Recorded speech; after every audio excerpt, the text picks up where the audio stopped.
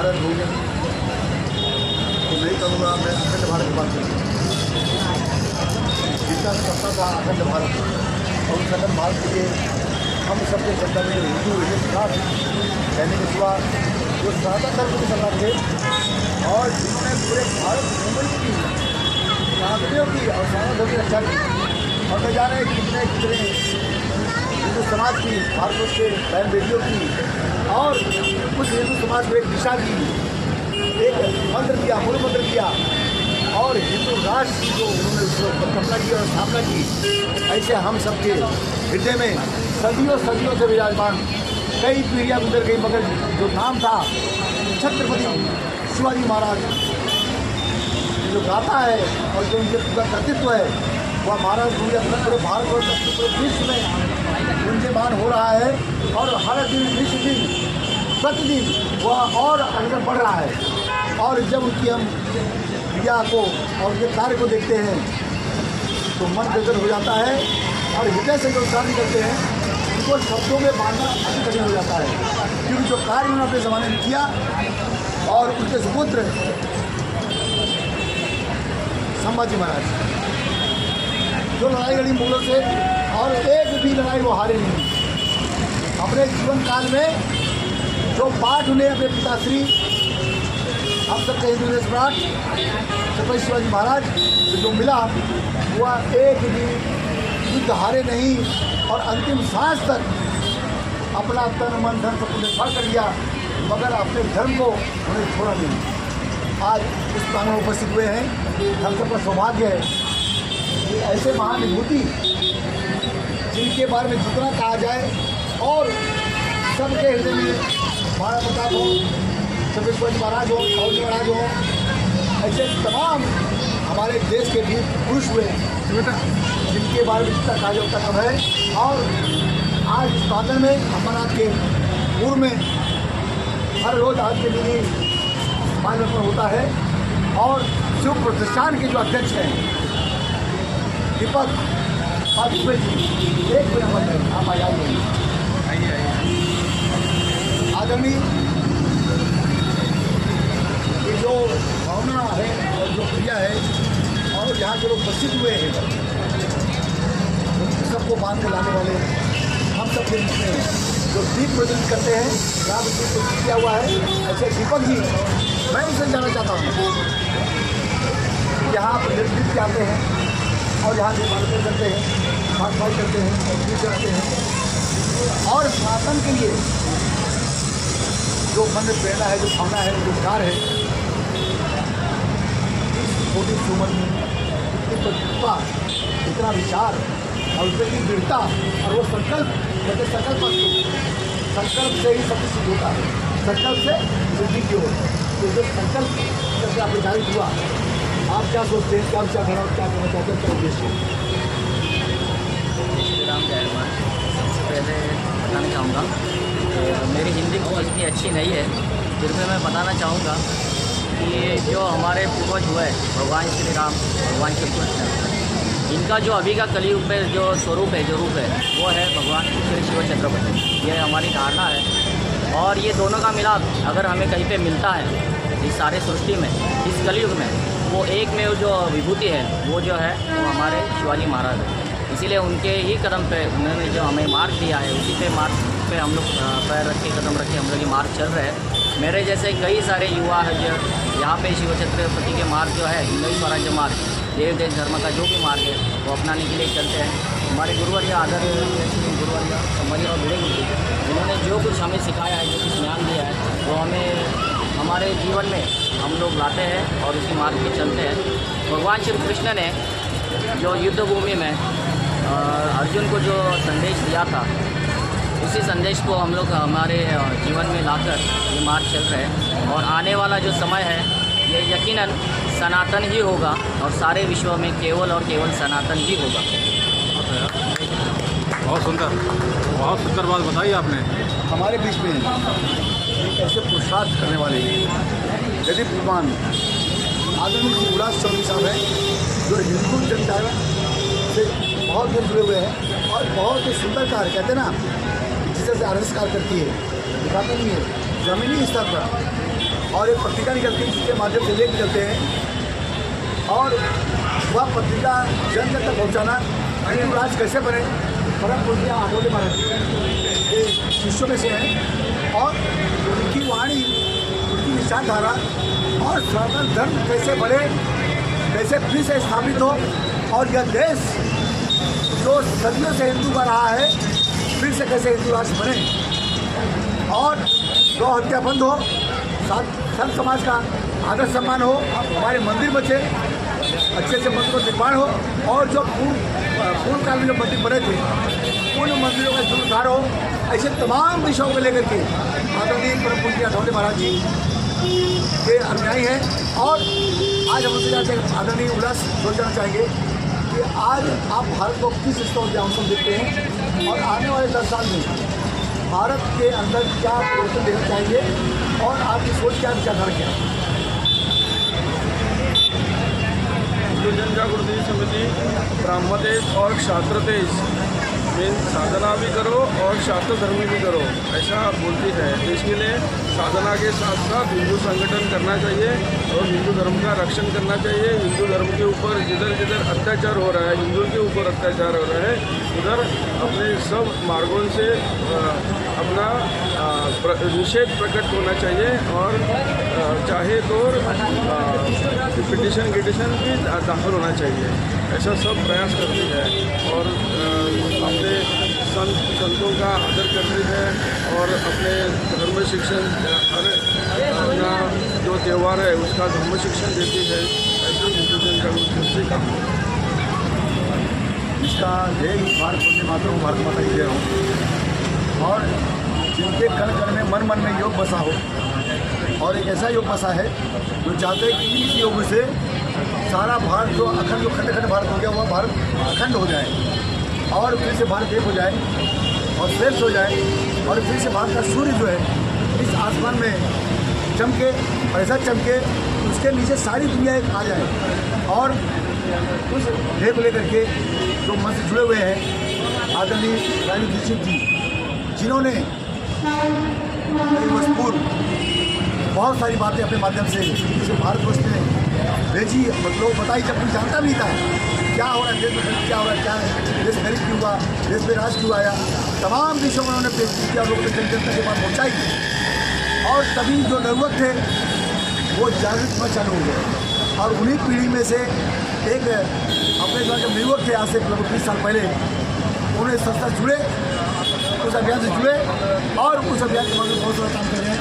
मैं भाई विशेष जानना चाहता हूँ आप जिस संस्था जुड़े हुए हैं उस संस्था का उद्देश्य क्या था, क्या उस उद्देश्य को पाने में किसी हद तक काम पा चुके हैं, क्या आगे की रणनीति क्या है और भारत को हिंदू राष्ट्र बने उसमें कैसे क्या किया जाए जितनी जल्दी हो सके या राष्ट्र हिंदू घोषित हो। बहुत बहुत धन्यवाद आपका, आपने इस विषय को आज हम लोगों के सम्मुख रखा है। मैं बहुत छोटे में अपने विचार रखना चाहूँगा कि आज हम लोग जो इकट्ठा हुए हैं उसका मुख्य कारण है जो बांग्लादेश में अल्पसंख्यकों के साथ विशेषकर हिंदू समाज के साथ जो अत्याचार वहाँ पे हो रहा है, जो पूरी दुनिया मीडिया के माध्यम से देख रही है, समझ रही है, वो बहुत ज़्यादा वहाँ पे प्रताड़ित किया जा रहा है, चाहे वो महिला हो, चाहे विद्यार्थी हो। मतलब एक तरह से इसको 21वीं सदी में नरसंहार की उपाधि दी जा सकती है।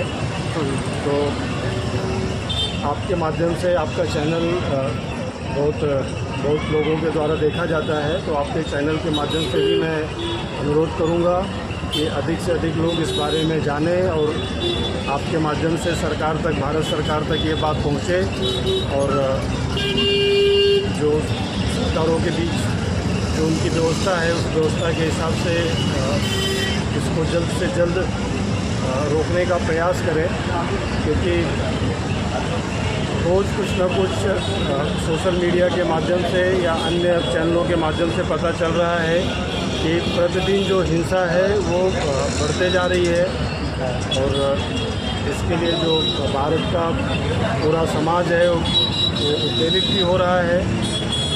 बस मैं इसी अपनी वाणी को विराम देता हूँ। जय हिंद, जय श्री राम। यही प्रार्थना है कि हिंदुओं के लिए आप इतने तत्पर रहते हैं। हमारे जो बांग्लादेशी भाई हिंदू हैं, फंसे हुए हैं, उनकी मुसीबत में हैं, उनके लिए भी जल्द कुछ तैयारी करें, उनके लिए भी कुछ जल्द कुछ कार्रवाई करें, जिससे जो वो भी इस तरह से अपने आप को स्वाधीन महसूस करें। और हमारे बहनों को, माताओं को ऊपर जो अत्याचार हो रहा है वो हम बर्दाश्त नहीं करेंगे। कृपया आप सभी जो है करें देश के लिए। जय हिंद, जय भारत। आदेश सिंह उपस्थित है। क्या बात है कि हम अपनी विचारधारा में, अपनी सोच में और अपने क्रिया में आज से लगभग हम बहुत पीछे अगर जाएँ, जहाँ तो मुझे याद आता है हज़ारों साल से यह देश गुलाम रहा, मुगलों द्वारा लूटा गया, फिर अंग्रेजों द्वारा लूटा गया, और फिर अपने जो शासक आए उनको गद्दियाँ मिली। और खास करके जो हिंदू समाज था, जो हिंदू सभ्यता थी, जो हिंदू के भारत का विचारधारा थी, उस पर हम कहीं ना कहीं उसको जिस तरह से लगाना चाहिए था, जिस तरह लागू करना चाहिए था, और जिस तरह से यह देश हिंदू राष्ट्र घोषित होना चाहिए था, नहीं हो पाए। आप इसमें क्या देखिए, सबसे पहले आप इस बात को समझिए, हमारी जो गलतियाँ हुई, आप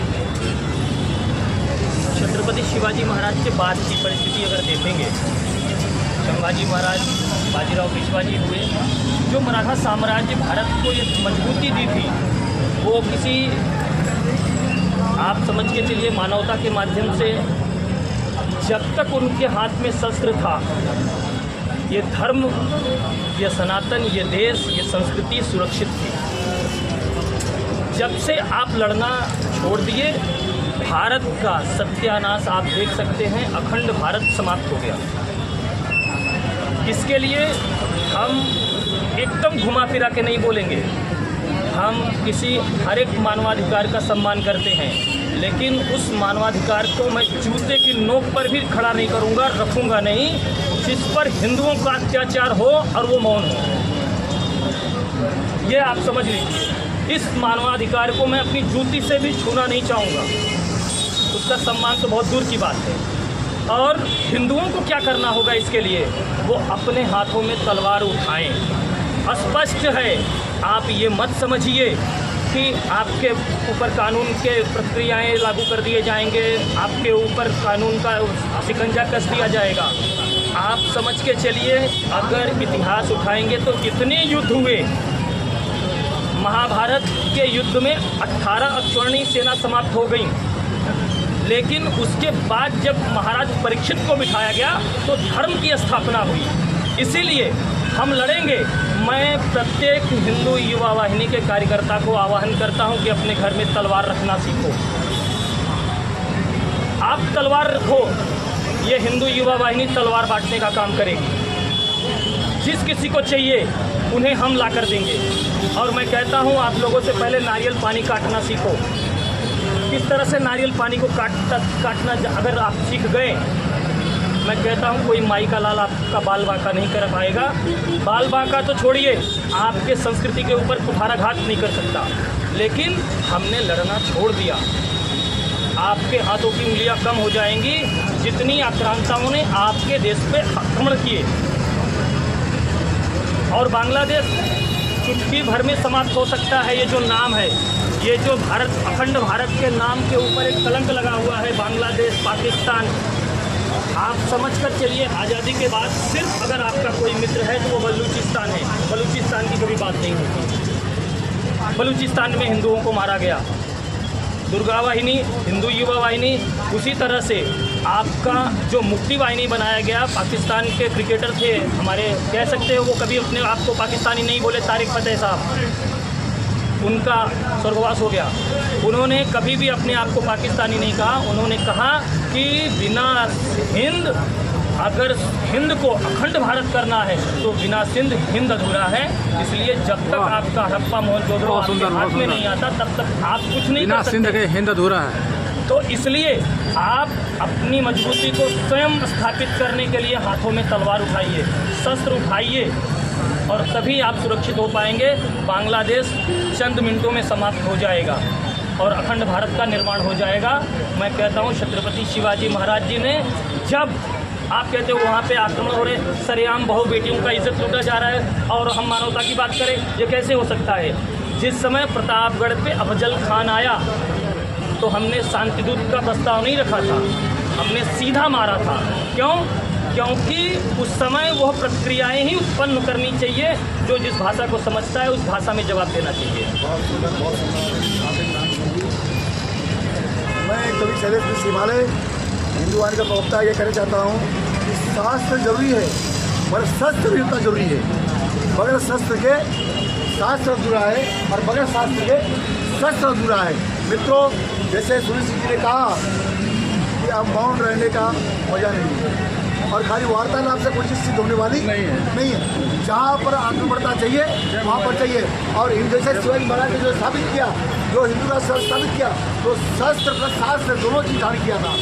और वह संदेश दे रहे हैं कि खाली आप शास्त्र मत पढ़िए, आप शस्त्र भी सीखिए और तभी आप अपने बहन बेटी माता पिता और अपने स्वजनों की, अपने धर्म की, अपने संस्कृति रक्षा कर पाएंगे, और नहीं तो आप मिट जाएंगे। मित्रों, भारत माता की जय, भारत माता की जय, भारत हिंदू राष्ट्र बनेगा, भारत हिंदू राष्ट्र बनेगा, भारत हिंदू राष्ट्र बनेगा। हर हर हर हर छत्रपति शिवाजी महाराज की, छत्रपति शिवाजी महाराज की धन्यवाद। जय श्री राम।